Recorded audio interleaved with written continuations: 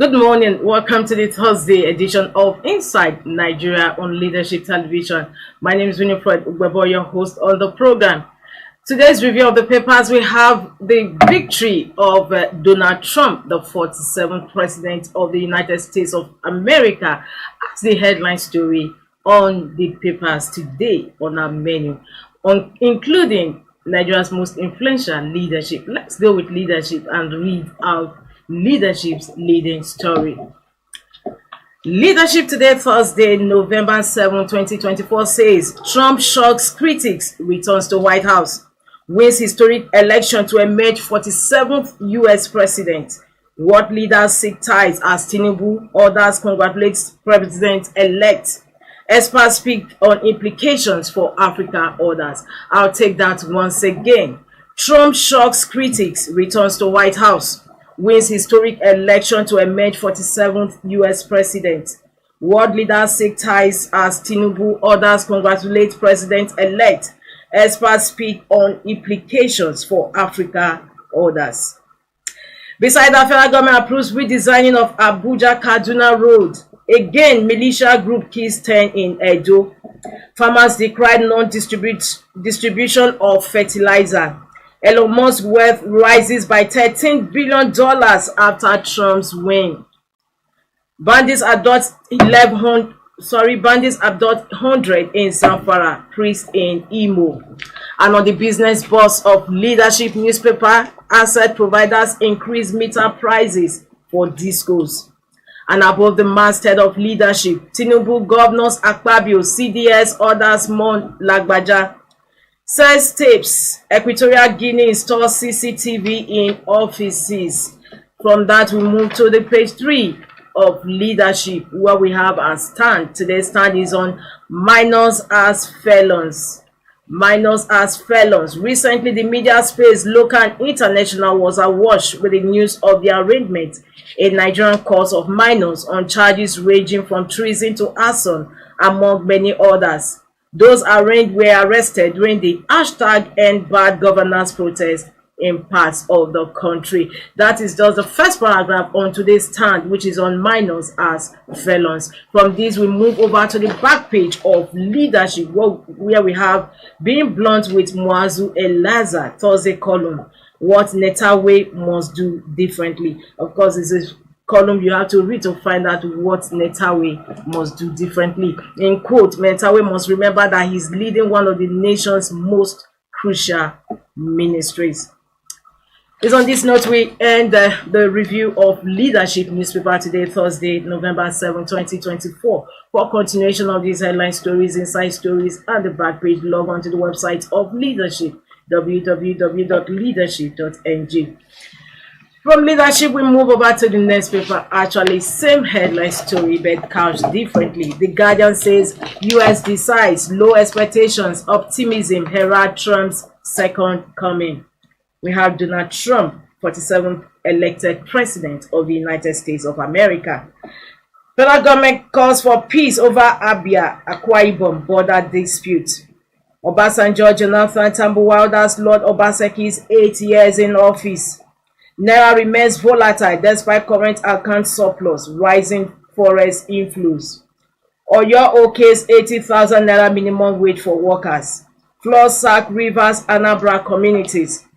Federal government blames frequent grid collapse on discos, inability to obtain electricity.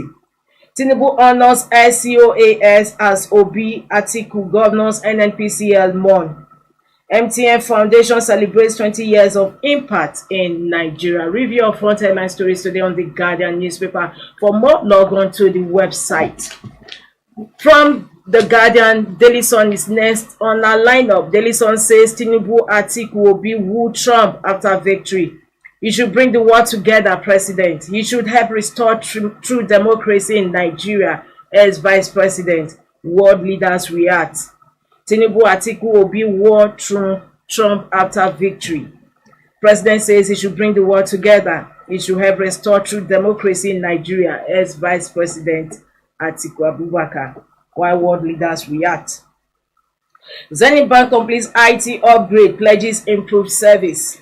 Governors orders more Lagbaja as Army Chief. Tinubu directs national flag to be flown at half-mast. Dangote refinery lied. Our facility not warehousing substandard petrol, Pinnacle oil. I'll take that again. Dangote refinery lied. Our facility not warehousing substandard petrol, Pinnacle oil. It's to be recalled that Pinnacle oil did say that they were going to be importing products, petroleum products, into the country to bring down the prices of what is currently prevailing in the country. 2 killed, others injured in Imo bomb explosion as gunmen adopt Catholic priest. Suspected herdsmen kill 3, machete 7 in Edo. That takes us to the stories just by the masthead. FROSC raises the alarm over growing road crashes, says 3,767 killed, 22,373 injured in 9 months. Federal government's budget deficit hits 4.53 trillion naira in 3 months. Federal government's budget deficit hits 4.53 trillion naira in 3 months. That also concludes the review of front headline stories today on Daily Sun newspaper. For more, log on to the website of Daily Sun. Even as we move on to the next paper we have on our lineup, and that is The Punch. The Punch has different story. Okay, main headline story actually says world leaders salute Trump as president-elect vows to end illegal immigration. Tinubu eyes cordial US-Africa relations. Harris concedes raise. Diplomats list expectations. We also have the picture of Donald Trump there doing his while giving his congratulatory speech with his wife and the vice president. About that, we were stabbed, locked up with criminals, minors. Police deny maltreatment as released protesters narrate 3-month ordeal behind bars. Consumers protest as discos hike meter price by 28%. 2 robbers gunned down, 23 suspects arrested in FCT. Gombe farmers government clash over subsidized fertilizer. Beside the masthead of The Punch, Ondo Guba poll countdown. Police trained personnel to tackle election violence. INEC tests beavers at mock accreditation.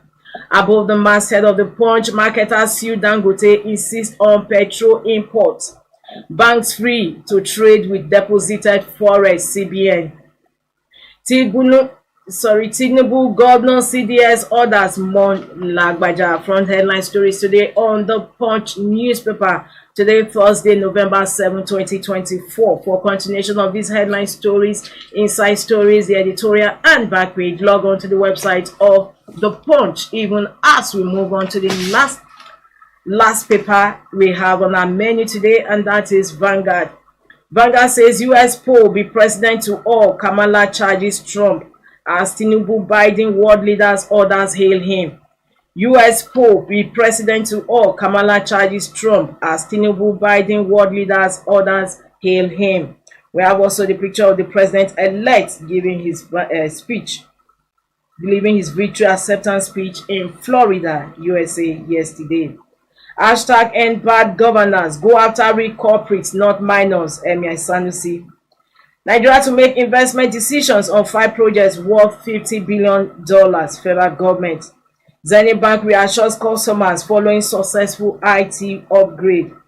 Court stops AGF, CBN, ROMAFC orders from withholding Kano local government allocations.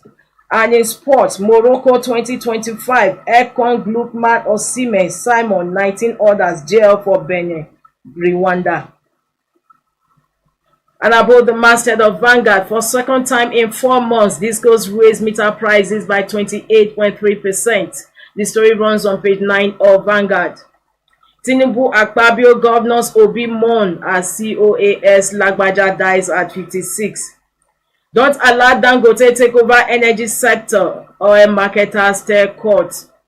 Government adopt over 100 peasants in Zamfara. Catholic priest in Imo.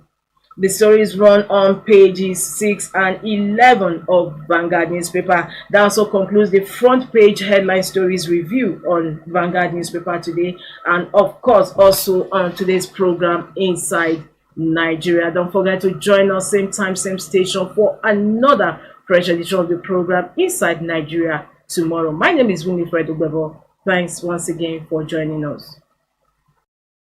Thank you for watching. For sponsorship and advert placements, please contact 080-3688-6158. Last word.